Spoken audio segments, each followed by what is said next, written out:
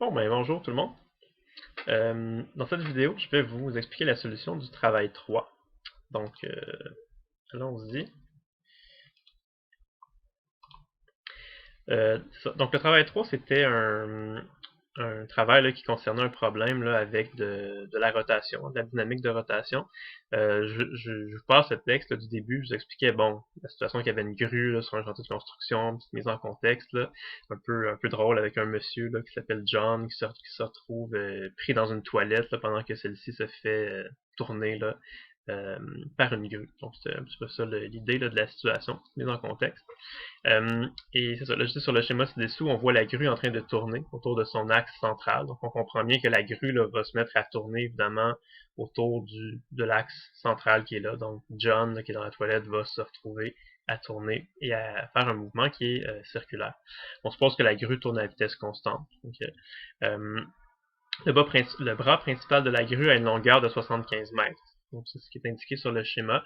Le câble d'acier qui supporte la toilette mesure 50 mètres de longueur et forme un angle de 20 degrés avec la verticale pendant la manœuvre. Donc, le câble d'acier ici mesure 50 mètres de longueur. C'est comme supposer que la taille là, de la toilette puis de John c'était négligeable là, comparativement aux 50 mètres. On peut supposer que ce point-là, c'est juste comme une espèce d'objet ponctuel là, qui serait situé à une distance de 50 mètres d'ici, du point d'attache. Puis la masse de la toilette, lorsqu'elle est vide, est de 100 kg et la masse de John est de 75 kg. Donc, déjà avec le schéma, ça l'aide beaucoup à se représenter la situation. Il y a quelques chiffres qu'on peut aller extraire. Donc, il y a la longueur du bras, que je vais appeler R0, qui mesure 75 mètres. La longueur de la corde, que j'ai appelée L, mesure 50 mètres. L'angle qui est formé là entre la corde et la verticale, c'est un angle de 20 degrés. Évidemment, le plus la grue tournerait rapidement, plus que l'angle serait important. Bon, dans ce cas-ci, c'est 20 degrés. Ça va rester comme ça tout au long de la situation, puisque la vitesse est constante. Et finalement, la masse des objets qui sont ici, ben, il y a deux choses qu'il faut voir là, séparément. Il y a la toilette, là, toute seule, qui a une masse de 100 kg. Et dans la toilette, il y a John, qui lui a une masse de 75 kg. Déjà, avant d'aller plus loin dans les questions, là, ben, on comprend évidemment que ça va être un problème de mouvement circulaire. Et ce qui est bien important dans un mouvement circulaire comme ça va être de bien comprendre, de bien définir, de bien calculer, ça va être quoi le rayon de rotation. Donc, les objets en rotation auxquels on va s'intéresser, c'est la toilette et John. Okay? Et d'après le schéma, ben, on voit que le rayon de rotation, en fait, les deux vont tourner là, comme ça. Donc, une espèce de cercle là, qui fera un grand tour comme ça. Le centre du cercle, ça va être évidemment l'axe central de notre grue. Donc, le rayon de rotation, okay, ça va être notre 75 mètres plus le petit bout qui tire la composante là, sur l'axe X de notre corde. Donc, avec ces chiffres-là, on peut calculer que le vrai rayon de rotation, ce qui va être égal à ce que, bon, j'ai écrit là R0 plus L fois sin de l'angle. Donc, R0, c'est notre 75 mètres. Puis L fois sin de l'angle, ça va être le petit bout ici. Okay.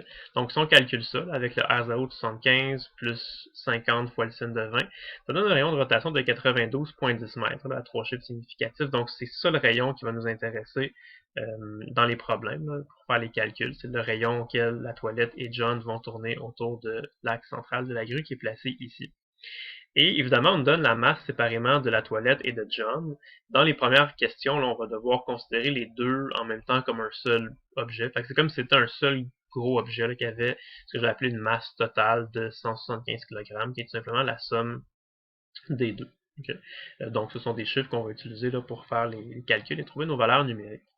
La question numéro 1, c'était pas un calcul vraiment que je vous demandais, c'était vraiment juste de reproduire un schéma de la situation et de tracer clairement l'axe que vous allez utiliser pour résoudre le problème. Là, avant de se lancer dans les équations, c'est important toujours de commencer par placer les bons axes, de réfléchir un petit peu et bon, vous demander de justifier aussi pourquoi vous êtes obligé d'utiliser ce système d'axe X-là. Euh, c'est sûr que généralement, en tout cas ça arrive, là, souvent quand on voit des problèmes comme ça, là, un objet qui est incliné avec un certain angle, là, souvent c'est parce qu'il va se trouver sur un plan incliné. Et à ce moment-là, on va avoir tendance généralement à utiliser un système d'axe XY qui est pas horizontal et vertical, mais qui va être souvent penché. Là. Souvent l'axe X va suivre l'inclinaison du plan incliné. Euh, c'est peut-être ça que vous auriez que vous seriez porté à faire au début. Sauf que ici, c'est clairement un mouvement circulaire. Hein, ça va être un mouvement ça va être la dynamique d'un mouvement circulaire. Là. Et quand on a un mouvement circulaire, ben on va utiliser non pas un axe, non pas un système d'axe XY, on va utiliser plutôt un système qui s'appelle l'axe X va être remplacé plutôt par l'axe centripète, qu'on va appeler l'axe R'. Et l'axe R', on n'a pas le choix, là, c'est obligatoirement, il pointe vers le centre du cercle. Donc, si on s'intéresse au mouvement de la toilette et de John, là, autour de la grue ici, ben, comme ils vont tourner comme ça, ils vont faire une espèce de mouvement circulaire autour de l'axe central de la grue, ben, si on, pour venir placer notre système d'axe sur l'objet qui nous intéresse, on est obligé, c'est pas un choix, on est obligé de placer notre axe R' qui pointe vers le centre du cercle. Donc, sur notre schéma, là, à cet instant-là, notre axe R' pointerait comme ça vers la gauche.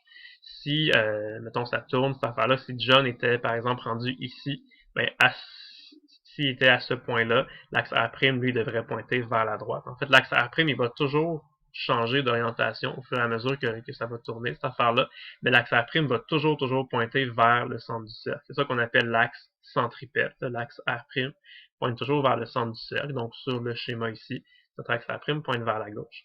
Une fois que notre axe R' est placé, on peut placer un axe Y qui va être simplement à 90 degrés de notre axe R'. Donc, on pourrait placer juste un axe Y vers le haut. Donc, c'est ce système d'axes-là qu'on doit utiliser pour résoudre nos problèmes. C'est sur ces axes-là qu'on va devoir se fier quand on va vouloir écrire les équations, la somme des forces en Y égale la masse fois l'accélération en Y, et aussi somme des forces en R' égale la masse fois l'accélération en R'. Donc, toujours faire attention à ça. Quand c'est un mouvement circulaire, première chose qu'il faut faire, le premier réflexe, placer un axe R' qui pointe vers le centre du cercle. Ok, la question 2. On dit, pendant la manœuvre, calcule la tension dans le câble d'acier. Donc là, j'ai juste fait un zoom là, pour se concentrer vraiment sur la partie du schéma qui nous intéresse, c'est-à-dire la toilette et John, comme ça. Notre système d'axe R', bon, c'est le même système qu'on avait défini ici. En faisant un zoom là, près de John et de la toilette ici, on ne voit plus notre angle de 20 degrés, mais juste vous dire là, que l'angle de 20 degrés, ben, il est présent ici. C'est l'angle entre la corde et la verticale. Par angle alterne-interne, l'angle de 20 degrés ici, ça va être exactement le même angle que ici. Donc, on va avoir notre angle de 20 degrés qui va se retrouver là, entre notre câble et notre axe Y, donc notre angle θ qui vaut 20 degrés ici. Okay. Donc, si on veut calculer c'est quoi la tension qu'il y a dans le câble, ben, première chose qu'on pourrait faire, c'est qu'on va... en fait, le câble, ce qu'il faut comprendre, c'est qu'il va supporter l'objet total, hein, la toilette et John qui se trouve dans la toilette. Donc, on va pouvoir considérer ça comme un seul gros objet là, qui a une masse totale de 175 kg. Donc, si on écrit toutes les forces qui agissent sur ce gros objet-là, ben, il y aurait premièrement son poids. Le poids, là, mg, la force de gravité qui va agir vers le bas. Et vous voyez, j'ai mis la masse totale ici. Et la deuxième force, c'est la force de tension, la force qui est dans le câble d'acier qui va tirer comme ça en diagonale vers le haut à 20 degrés, qu'on pourrait dessiner ici. J'ai dessiné tout de suite, j'ai ramené mes forces là, toutes à l'origine de notre système d'axe. Donc ça va ressembler à quelque chose comme ça, avec un angle de 20 degrés.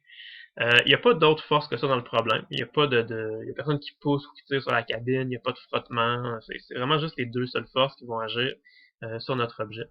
Puis si on veut calculer la tension, okay, ben, comme on connaît déjà la masse, ce qu'on peut dire, c'est qu'on peut aller en Y, premièrement. On peut donc écrire la deuxième loi de Newton, selon l'axe Y. Donc on peut dire que la somme des forces en Y égale la masse fois l'accélération en Y. Et c'est sûr que l'accélération en Y, elle va être égale à 0. Parce que en Y, là, comme la grue tourne à vitesse constante, la cabine et John, c'est pas en train de monter dans le ciel, c'est pas en train de redescendre non plus, ça se maintient à une certaine hauteur qui est fixe, qui ne changera pas. Donc en Y, il n'y a aucune accélération. C'est pour ça qu'on peut dire que l'accélération en Y va être égale à 0. Et ben, ce qu'on a à faire, c'est qu'on a juste à développer cette équation-là. Donc la somme des forces en Y, on comprend qu'il va en avoir deux. Il va avoir la composante T fois cos θ, qui va être positive, pointer dans le même sens que l'axe Y, et la composante masse totale fois G, qui va pointer vers le bas, donc négatif. La somme de ces deux forces en Y-là, c'est égal à 0. Nous, ce qu'on cherche, c'est la tension qu'il y a dans notre câble d'acier. Donc, on a seulement qu'à isoler T là-dedans. Ça se fait relativement bien. Donc, la masse fois G sur cos θ. On remplace par nos valeurs numériques. La masse totale, c'est 175 kg, c'est la somme des deux. Et bon, on calcule et ça nous donne une tension de 1825 newtons. C'est ça la bonne réponse pour la question numéro 2. Donc la tension qu'on a dans notre câble d'acier pendant la manœuvre. La question 3, on dit pendant la manœuvre, calculer le module de la vitesse en mètres par seconde à laquelle se déplace la toilette. Donc pour faire ça, on va écrire d'abord la deuxième équation de Newton, somme des forces égale à ma, mais on va l'écrire selon notre axe R'. Okay? Donc on va dire que la somme des forces selon l'axe R' est égale à la masse de l'objet total fois l'accélération dirigée en R'. C'est comme si on écrivait la somme des forces en X égale à la masse fois l'accélération en X, mais notre axe, c'est pas un axe X, c'est un axe R'. Okay? La subtilité, c'est que l'accélération qui est dans l'axe R', c'est l'accélération qui pointe selon l'axe centripète. L'axe R', ça s'appelle l'axe centripète. Donc l'accélération selon l'axe R', c'est l'accélération selon l'axe centripète, qu'on appelle parfois le AC pour accélération centripète. Et l'accélération centripète, on l'a déjà vu, c'est quoi l'équation qui correspond à ça? C'est V carré sur R. Okay. Donc on voit notre vitesse là, qui va apparaître dans notre équation ici. C'est ça qu'on veut chercher, en fait, c'est ça qu'on veut isoler. Okay. La somme des forces en R', ben, il y a seulement la composante de la tension ici, qui va être T fois sin θ.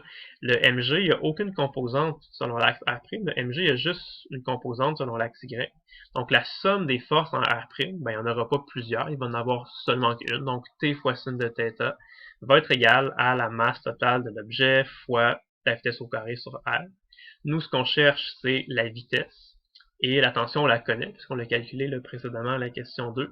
Donc, il nous reste seulement qu'à isoler la vitesse là-dedans. Donc, avec un peu d'algèbre, on prend notre T sin θ, on fait fois R divisé par M, et ça, c'est V carré, on fait la racine de chaque côté. Donc, notre vitesse va être égale à ça ici. Et on n'a aucun problème à seulement remplacer nos valeurs. La tension, on l'a déjà calculé au numéro 2. Le rayon, là, on l'avait calculé au début, tout début du problème, c'était 92,1 mètres, notre masse. Donc, on calcule tout ça et ça donne une vitesse de 18,1 mètres par seconde. Et c'est la bonne réponse. Donc, c'est la vitesse à laquelle la toilette et John vont tourner autour de l'axe central de la grue. La question numéro 4. On nous demande, en supposant que la grue tourne à vitesse constante, calculer combien de temps prendrait la grue pour effectuer un demi-tour. Pourquoi je vous ai fait calculer un demi-tour? Ben, c'est parce que je dis c'est ce qui correspond logiquement au temps maximal que pourrait durer la rotation de notre pauvre John qui est prisonnier dans la toilette. C'est sûr que si on imagine qu'on est sur un vrai chantier de construction, puis qu'on a, mettons, l'axe central de la grue qui est ici, qui va ramasser un objet, puis qui veut le déplacer pour l'amener quelque part ailleurs sur le chantier. On ne sait pas trop elle voulait l'amener où, notre grue, mais c'est sûr que la plus grande distance possible que la grue peut faire vraiment, ce serait de faire un demi-tour complet. Parce que si, je sais pas, la toilette part d'ici, si on veut l'amener complètement à l'autre bout du chantier, ce serait là ici, il faudrait effectuer un demi-tour. Mais si on voulait l'amener, par exemple, ici, ben, on ferait pas un demi-tour, on partirait de là, puis on ferait juste un quart de tour. Fait que, bref, le plus longtemps que peut durer le calvaire de notre John, là, ben, ça va être un demi-tour. C'est pour ça que je vous demandais de calculer ça. Mais c'est ça, si on dit on suppose toujours que notre truc tourne à vitesse constante, donc ça de manière générale, là, ça marche pour la situation qu'on a ici, mais c'est vraiment quelque chose de général, c'est que dès que vous avez un mouvement circulaire qui s'effectue à vitesse constante, donc vous imaginez que vous avez un objet qui tourne sur un cercle, qui a un certain rayon R à vitesse constante, et par définition, la période, c'est le temps complet que ça prend pour faire un tour complet, et en une période, l'objet va parcourir une circonférence complète. Okay? Donc, on peut dire que la vitesse, c'est égal à la circonférence divisée par la période, et la circonférence, c'est 2πr. Donc, on peut toujours dire que pour un truc qui se déplace à vitesse constante sur un cercle, V égale à 2πr sur T. Nous, c'est plus la période qui nous intéresse. Donc, on isole la période. T égale 2πr sur V. On connaît les chiffres, on remplace. On a notre rayon, notre vitesse qu'on a calculé au numéro 3, donc on remplace et ça nous donne une période qui est de 32,0 secondes. C'est pas 32 secondes exactement, c'est pour ça que j'ai écrit 32,0 à 3 chiffres significatifs. Donc ça c'est la période, donc le temps que ça prend pour faire un tour complet. On demandait seulement un demi-tour, donc une demi-période, on divise ça par 2, ça donne donc 16 secondes, et c'est ça la réponse de la question 4. La question 5, on nous demande, pendant la manœuvre, calculer le poids apparent de John. Okay.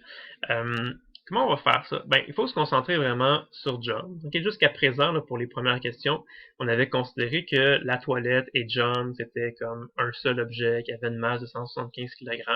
Sauf que là, si on s'intéresse vraiment à ce qui se passe pour John, le monsieur qui est ici, on va regarder vraiment les forces qui s'appliquent sur John. Okay? La force de tension, par exemple, elle ne s'applique pas directement sur John. Okay? La force de tension, là, le câble d'acier qui est attaché à la toilette. Okay? Donc la toilette se fait tirer vers le haut avec une certaine tension. Et ce qui va arriver, c'est que John, lui, il touche pas au câble directement. Par contre, il touche au sol. Hein? Ses pieds sont appuyés sur le sol de la toilette. Et la force qui va amener John dans cette direction-là, ce ne sera pas vraiment la tension comme telle, ça va plutôt être la force normale qui va agir là, entre le plancher et les pieds de John. Donc si on essaie de faire abstraction là, de la cabine, puis vraiment juste se concentrer sur John, fait qu'on oublie la tension, on oublie même les murs, là, tout ce qui a rapport avec John, ben c'est juste dans le fond John, il est sur un plancher qui est incliné. Okay, de 20 degrés. Et il va avoir une force normale qui va le tirer, qui va le pousser dans cette direction-là. Donc les deux seules forces qui agissent sur John, c'est la masse de John. Donc pas la masse totale, là, juste la masse de John, qui est 75 kg fois G, là, la force de gravité. Et il y a la force normale qui va agir dans cette direction-là. Okay, à 90 degrés de la surface. Pareil comme si John était sur un plan incliné. Donc on a un plancher qui est incliné et la force normale est perpendiculaire à la surface, donc à 90 degrés de ce plancher-là. Notre système d'axe, il n'a pas changé. On a encore notre axe R' qui pointe vers la gauche, ou en fait vers le centre du cercle. Notre axe Y qu'on place à 90 degrés de notre axe R'. Si je ramène la force normale au centre de notre système d'axe, ça va être plus facile pour faire de l'algèbre. Fait que notre normale, on peut la tracer ici. Et comme la normale pointe exactement dans le même sens que la tension, on aura encore notre angle de 20 degrés qui serait placé ici. Okay?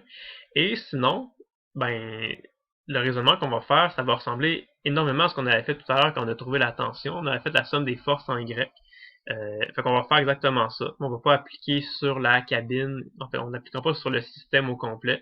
On va appliquer seulement sur John ici, mais c'est vraiment la même logique. Donc on va dire que la somme des forces en Y égale la masse fois l'accélération en Y, la masse de John. C'est juste cet objet-là qu'on est en train de traiter. Et tout comme le système de tout à l'heure, l'accélération en Y va être égale à 0. Ensuite, toute cette affaire-là, c'est pas en train de monter, c'est pas en train de descendre, ça reste à une hauteur qui est fixe. Okay? La somme des forces en Y, on va avoir là, n fois cos θ, moins la force de gravité, la masse de John fois G. Et ça, le poids apparent, quand on vous demande ça, là, le poids apparent, c'est exactement la même chose que la force normale. En fait, ce sont des synonymes. Si on vous demande de calculer le poids apparent de quelque chose, c'est la même chose que calculer sa force normale. Donc, c'est la force normale qu'on cherche. On l'isole dans cette équation-là et on calcule, tout simplement. On connaît tous les chiffres. Là, la masse de John, c'est juste 75 kg. C'est pas la masse totale. Donc, 75 kg fois 9,8 divisé par cos de 20, ça nous donne une normale de 782 newtons. Et c'est ça la réponse pour la question 5. Donc, le poids apparent, c'est la même chose que la normale. Donc, son poids apparent, c'est 782 newtons.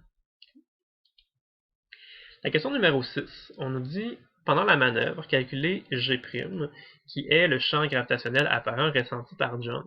Donc ça, ce qui arrive, c'est que en temps normal, là, quand vous avez un objet ou une personne, là, peu importe, qui serait juste debout à la surface de la planète Terre, s'il n'y a pas d'autres forces qui agissent, normalement, ce qu'on va avoir, c'est qu'on va avoir notre normal qui va être égal à notre mg. Parce que si on était un objet qui était juste sur le sol, okay, on aurait notre poids mg vers le bas, puis la force normale vers le haut qui doit contrebalancer le poids. Fait que, situation habituelle, là, notre normal est égal à notre mg. Fait que si John était juste debout, relax à la surface de la Terre, ben sa normale, ce serait sa masse, 75 kg fois le 9,8, il y aurait une normale de 735 newtons. Okay. Mais ici, c'est pas le cas. Sa normale n'est pas 735 newtons parce que, bon, on se trouve dans une situation un peu particulière et, entre autres, ce qui arrive, c'est qu'il y a une accélération centripète. Donc, ça va modifier la force normale qui va agir sur lui. En fait, la force normale qui va agir sur lui, elle va être un petit peu plus grande que la force normale qu'on pourrait appeler habituelle. Et ça, ce qui arrive, c'est que dès que vous avez une accélération quelconque, ça veut donc dire que votre normale va avoir changé. Votre masse ne va pas changer. Mais si votre normale change, c'est nécessairement que votre champ gravitationnel, qu'on appelle apparent, le G', ça va avoir changé. Donc, dans notre cas, on pourrait dire que ce serait 75 kg parce que sa masse ne change pas, fois un champ gravitationnel apparent, on ne connaît pas encore. C'est ça qui a donné la normale de 782 newtons qu'on a calculé là, précédemment à la question 5. Donc c'est pour ça que ce qu'on appelle le champ gravitationnel apparent, le G', ça va être le champ de gravité qui va être apparent, là, qui va être ressenti. Donc John va avoir l'impression de subir ce champ gravitationnel-là. Ce ne sera pas 9.8, on le voit juste par les chiffres, ça va être quelque chose de nécessairement un petit peu plus grand que 9.8 pour donner le 782 newtons. Mais la façon de le calculer, c'est tout simplement, on isole G' là-dedans. Donc G', ça va être la normale divisée par la masse de la personne. Donc on a tous les chiffres. Là. La normale, on l'a calculé au numéro 5. La normale que John ressent dans cette situation-là, c'est 782 newtons, sa masse est 75 kg, ça nous donne donc un champ gravitationnel apparent de 10.4 newtons par kilogramme, et c'est ça la réponse du numéro 6. Donc on comprend que c'est un champ gravitationnel apparent qui est plus élevé que le champ de gravité qu'on trouve à la surface de la planète Terre, qui est le 9.8 newtons par kilogramme. Donc ça veut dire que dans cette situation-là, pendant qu'il est en train de tourner, John se sentirait un peu plus pesant qu'à l'habitude, si vous voulez. C'est comme s'il aurait l'impression d'avoir une espèce de force qui appuie sur ses épaules. Il se sentirait comme un peu écrasé dans le plancher. Puis évidemment, si la grue tournait de plus en plus rapidement, ben, il se sentirait de plus en plus écrasé. C'est comme l'effet ça ressemblerait un peu à l'effet d'une centrifugeuse. Okay. Bref, donc c'était ça. 10.4 newtons par kilogramme. Et la question numéro 7, dernière question. On dit, si par malheur, le câble de la grue se cassait et que la toilette tombait sur le sol pour s'y écraser, quel serait le poids apparent de John pendant la chute? Okay. Donc, j'ai refait le schéma comme ça. Si on se concentre sur John, qu'est-ce qui arrive entre John? On sait qu'il est dans la toilette, il y a sa masse, la force de gravité en fait qui l'attire vers le bas. Il y a la force normale. Et pourquoi il y a une force normale comme ça qui agit dans la toilette? Parce que toute la toilette, là, elle est attachée avec le câble là, qui exerce une tension pendant que la toilette est en train de tourner. Okay.